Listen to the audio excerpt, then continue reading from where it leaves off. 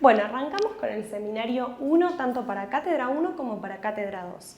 En este seminario vamos a hablar un poco de cada célula, de la respuesta inmune, que es lo que nos importa en esta materia, y cómo eso se genera, ¿sí? Y a la vez cómo se van comunicando nuestras células entre sí para generar distintos efectos y mecanismos efectores también. ¿Bien? En primer lugar vamos a hablar un poco de lo que es inmunidad innata versus adaptativa. Esto habrán escuchado en otras materias, ¿sí? estos conceptos. Y si bien uno tiene en cuenta que la inmunidad innata es algo más inespecífico, más primario, y la adaptativa es algo secundario y más específico, más fuerte, tengan en cuenta que la inmunidad innata a veces es algo que tiene funciones de contener, ¿sí? De también desencadenar una respuesta adaptativa, pero muchas veces se encarga incluso de resolver la inmunidad innata. ¿Bien? Igualmente, la adaptativa es algo mucho más potente, mucho más fuerte y que es lo que nos va a dar justamente la memoria inmune. ¿Bien? Estarán más en corriente ahora con todo esto del COVID, del tema de las vacunas y las inmunoglobulinas, los anticuerpos. ¿Bien?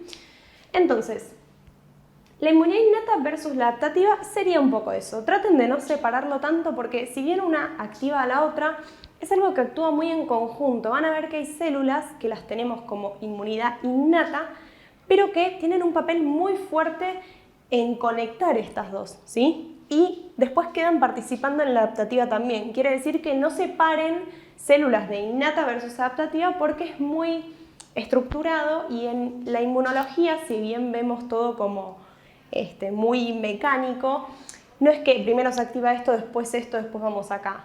Es todo medio un conjunto, ¿sí? Y tratemos de ir razonando todo porque si bien hay células que participan tanto en innata como adaptativa, piensen que yo produzco algo, por ejemplo una citoquina, que ahora vamos a ver qué es, que no me sirve solamente para un primer momento, sino que después va a tener otro efecto en otra célula que va a venir a actuar y así, sí, sucesivamente. ¿Bien? Bueno, vamos a hablar un poco de lo que es el sistema inmune. ¿Bien? Está compuesto por un montón de componentes celulares y humorales.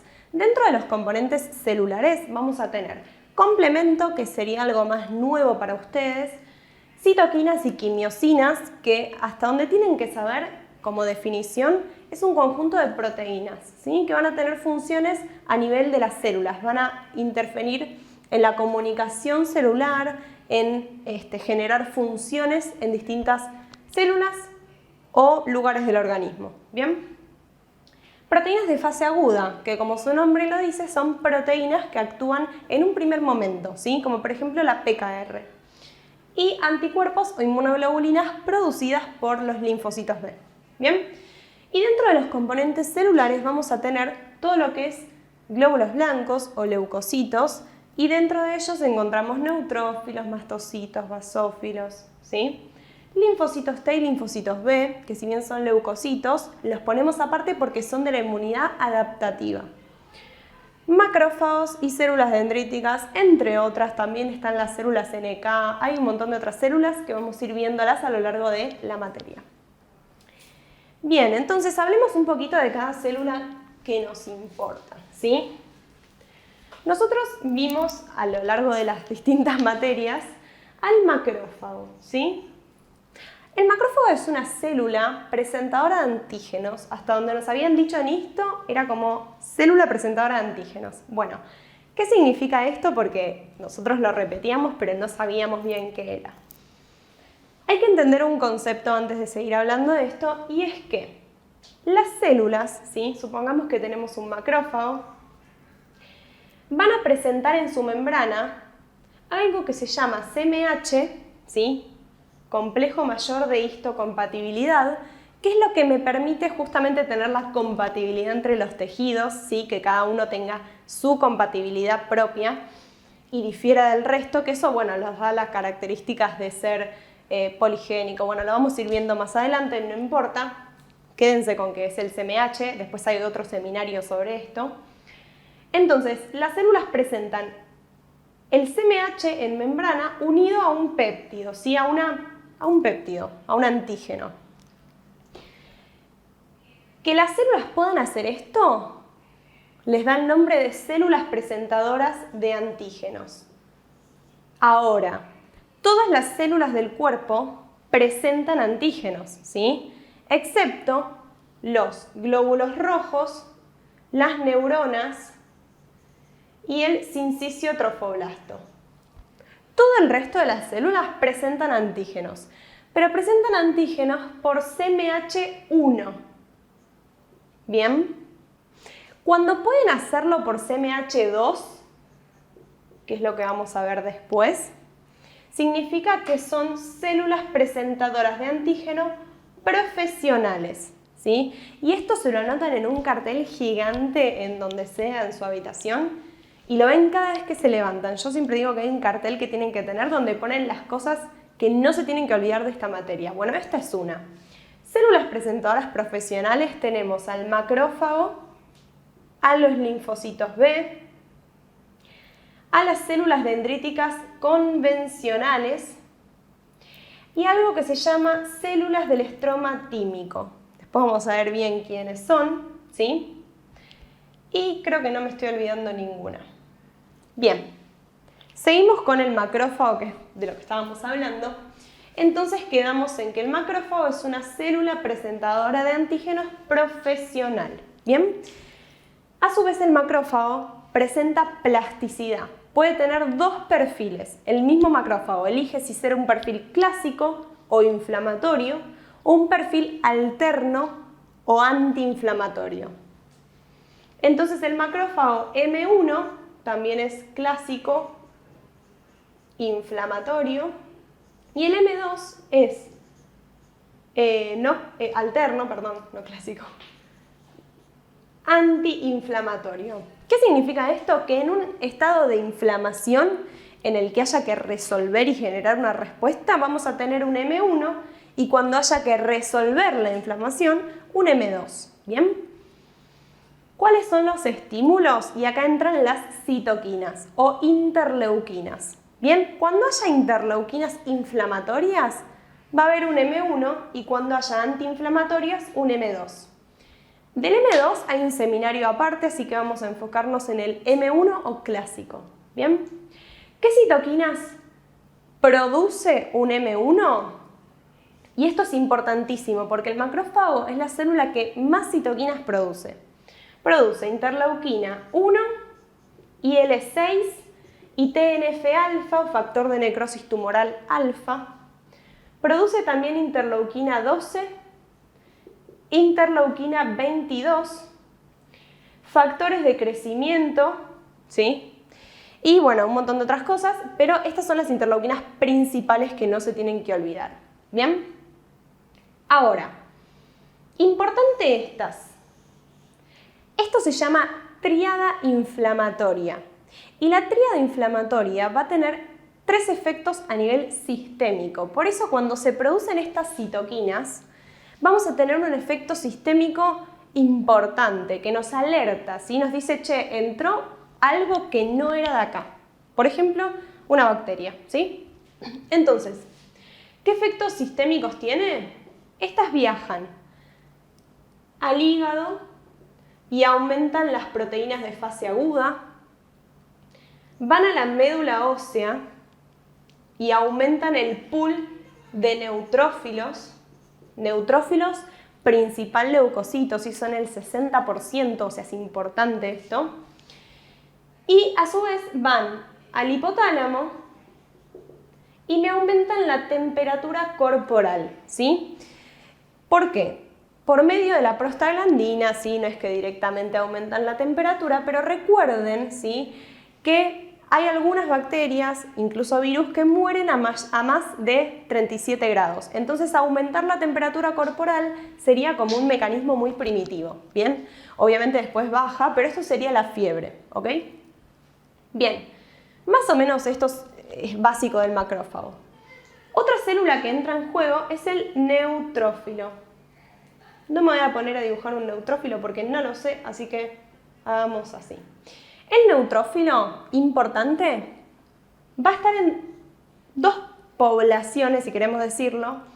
Tenemos un pool circulante y un pool marginal. El pool circulante está justamente circulando por la sangre. Entonces, cuando hablamos de neutrofilia, en el caso de una infección bacteriana, estamos hablando de que aumenta el pool circulante, el que se puede activar en sangre y generar una respuesta. Y cuando hablamos de pool marginal, hablamos del pool que ya se extravasó, ¿sí? Vamos a ver que el neutrófilo viaja por la sangre, por el vaso sanguíneo, abre el vaso sanguíneo, ¿sí? Pasa al tejido donde está la inflamación y ahí resuelve, ¿sí? Ahí hace su mecanismo efector. Bueno, ese que ya, o sea, si yo tengo el vaso sanguíneo, acá tengo el pool circulante y acá tengo uno que se sale y pasa al tejido donde está el bichito, ¿sí? Ahí es donde él va a resolver, ¿sí? Y va a actuar. Este se llama pool marginal y este se llama pool circulante. Importante porque muchos choice les ponen en la neutrofilia aumenta el pool marginal. Mentira, aumenta el circulante. Ojo con eso, ¿bien? Una vez que hablamos de esto, vamos a hablar un poco de la función del neutrófilo. Y acá vamos a hablar también del macrófago, porque comparten funciones, ¿sí? Bien, funciones del macrófago y del neutrófilo. Ambos tienen en común que usan mecanismos dependientes de oxígeno, independientes de oxígeno. ¿Cuáles son los dependientes de oxígeno? Bueno, no sé si se ve ahí, creo que sí. Igual es lo que estoy diciendo.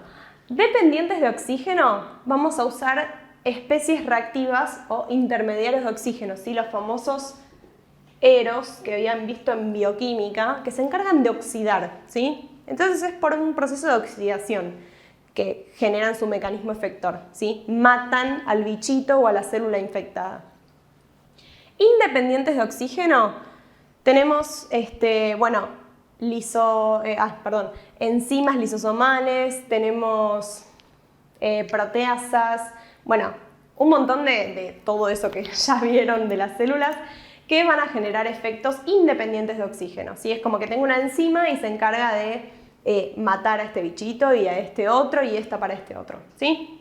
Básico. Pero lo importante del neutrófilo, lo interesante, es que aparte de hacer esto, puede hacer algo que es generar nets o trampas extracelulares. Que esto es increíble porque el tipo libera su cromatina, ¿sí? Su ADN, y es como que hace una red tipo Spider-Man y atrapa al bichito y por mecanismos dependientes e independientes de oxígeno lo termina, no sé por qué digo matar porque no encuentro un sinónimo, pero matando, ¿sí? Como les trato de explicar en palabras que se puedan entender. Pero es como que libera su ADN, sí, obviamente esto es como sacrificarse, pero gracias a eso puede generar un efecto citotóxico, ¿bien? Bien, antes de seguir, me confundí con la interleuquina 22. El macrófago produce interleuquina 23, ¿sí? 1,6 TNF-alfa, 12, 23 y factores de crecimiento. Volviendo a las funciones, recuerden que el neutrófilo además tiene gránulos, ¿sí? Así que sus gránulos también sirven como mecanismo. Bien, y nos queda una última función que vamos a hablar ahora en un ratito que se llama citotoxicidad dependiente de anticuerpos. Que esto lo hacen tanto el neutrófilo como el macrófago y muchas otras células. ¿Bien? Bueno, antes de hablar de la dendrítica, ¿sí? De la célula dendrítica, vamos a recordar un poco cómo está conformado, o sea, en cuanto a órganos, el sistema inmune. Y lo dividimos en órganos linfáticos primarios y secundarios, ¿sí?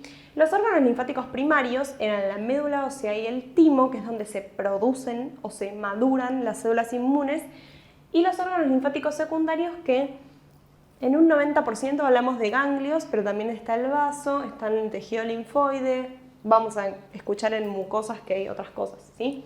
Pero básicamente ganglios. Ahora, si yo quiero ir a la zona paracortical o a la zona cualquiera del ganglio, necesito una citoquina específica, ¿sí? Las células, para viajar en el organismo, no es que dicen, bueno, ahora me voy al ganglio, ahora me voy al vaso, ahora me voy a la médula ósea. Ellas, para viajar y llegar hasta algún lugar, tienen que comunicarse, y habíamos hablado de las citoquinas o quimiosinas. Bien, entonces, si yo soy, no sé, una célula dendrítica y quiero viajar hasta el órgano linfático secundario ganglio, por ejemplo, más específicamente a la zona paracortical, voy a tener que expresar un receptor de citoquina. ¿Cómo se llama eso? Y esto lo anotan en la hoja de cosas importantes. CCR7. ¿Sí? Está lleno de estos citoquinas, receptores y ligandos, así que anótenlos. Si yo expreso CCR7, que lo puedo activar, voy a tener el receptor CCR7 que va a llevarme hasta un ligando que va a estar, en este caso, en el ganglio, que se llama, para CCR7, se llama CCL19 y 21. ¿Sí? Son dos.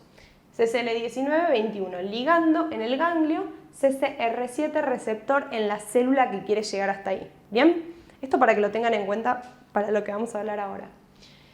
Entonces, por otro lado, retengan este concepto, la célula dendrítica convencional o mieloide, ¿sí? Siempre nombre y apellido porque las células dendríticas son un montón, va a tener una función que es activar al linfocito T. El linfocito T, a diferencia del linfocito B, necesita que lo activen. Entonces, usa a la célula dendrítica convencional. ¿Bien? Ahora, si yo soy una célula dendrítica, ¿cómo activo a un linfocito T? Bueno, tengo que haber estado en un tejido, encontrar un antígeno, porque entró un bichito, y llevarlo hasta el órgano linfático secundario y mostrárselo al linfocito T. Básicamente es eso, hay un seminario entero aparte, así que no desesperen. Pero básicamente es eso, yo estoy en la piel, ¿sí? Encuentro un bichito, lo agarro, me lo llevo al ganglio y se lo muestro al linfocito T. Para hacer eso, va a estar en dos estados, ¿sí? La célula dendrítica.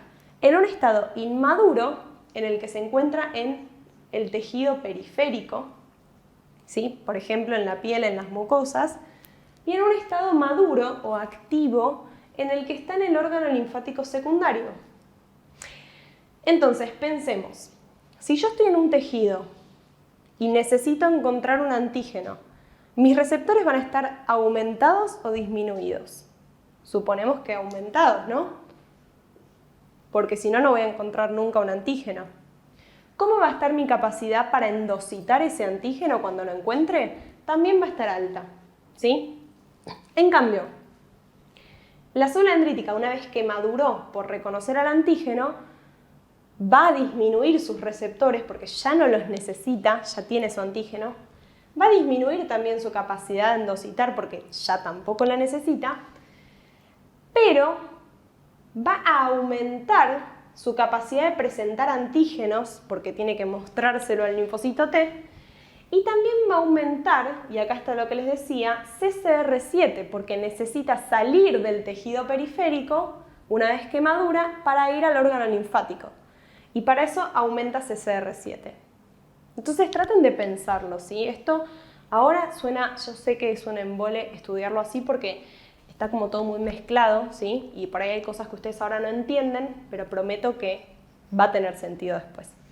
Entonces, si lo veo en la inmadura, su capacidad de presentar antígenos está disminuida porque no me interesa, todavía no tengo nada que presentar, y CCR7 va a estar bajo porque no quiero ir al órgano linfático, me quiero quedar ahí.